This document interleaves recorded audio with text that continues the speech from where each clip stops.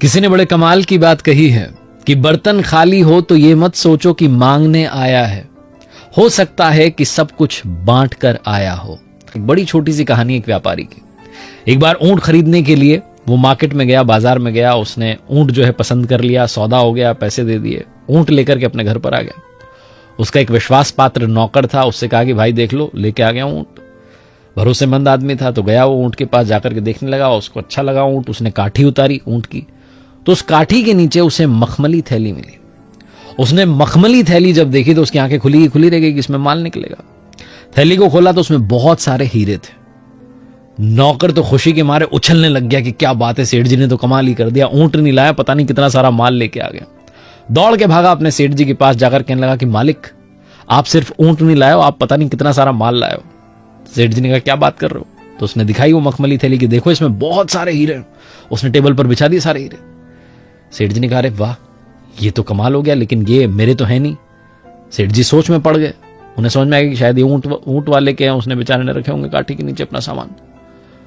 और नौकर जो था उसके दिमाग में चल रहा था कि सेठ जी क्या सोच रहे हैं। उसने कहा क्या सोच रहे हो मालिक?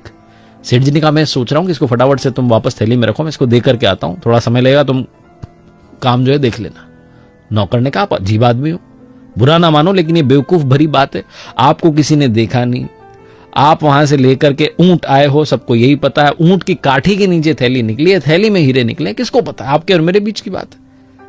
आप मुझ पर भरोसा करते हैं, मुझे एक दो हीरे दे देना, मुझे ज्यादा नहीं चाहिए। सेठ जी ने कहा नहीं, मैं वापस देकर आऊंगा जिसका जिसको। सेठ जी माने नहीं, घर से निकल गए वापस थैली लेकर के, और बाजार में उस आदमी को ढूंढ लिया जिससे ऊंट लेकर के आए थे। उससे कहा भाई साहब, आपकी मखमली थैली जो है उस काठी के नीचे, ऊंट की काठी के नीचे रखी थी, ये आप संभालो। वो आदमी बहुत देर से परेशान चल रहा था कि उसकी थैली नहीं मिल रही। तो उसने कहा क्या बात है, आपके पास थी और आप लौटाने आ गए, बहुत बड़ी बात है, आज के जमाने में कौन आता है? सेठ जी ने कहा बस आप रखो।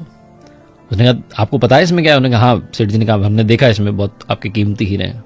वो आदमी बड़ा प्रसन्न हुआ कि देखो इतना ईमानदार आदमी, सब कुछ लौटाने आ गया। तो उसने कहा आप रख लीजिए, आपको जो पसंद है इसमें से एक हीरा अपने लिए रख लीजिए। सेठ जी ने कहा नहीं मुझे नहीं चाहिए। वो आदमी माने नहीं, उसने कहा रख लीजिए, आप एक हीरा रख लीजिए, मेरी तरफ से इनाम मान के रख लीजिए, प्यार मान के रख लीजिए, आप रख लीजिए। बहुत जिद बहस पड़ गया। तो सेठ जी ने कहा मैंने पहले ही इसमें से 2 हीरे निकाल लिए। उस आदमी का गुस्सा बढ़ गया। उसने कहा अच्छा कलाकार निकले, पहले ही निकाल लिए। उसने फटाफट से थैली खोली, सारे हीरे गिनना शुरू किया, उसके सारे पूरे के पूरे थे।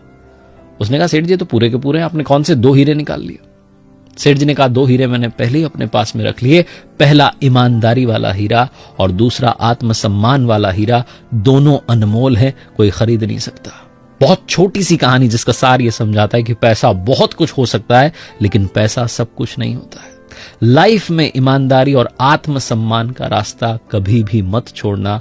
आपकी आत्मा प्रसन्न रहेगी, आप अंदर से खुश महसूस करेंगे। एक बार फिर से वही बात जो अक्सर आपसे कहता हूं, ऊपर वाले के आशीर्वाद, अपनी मेहनत, अपनों के प्यार के साथ कर दिखाओ कुछ ऐसा कि दुनिया करना चाहे आपके लिए।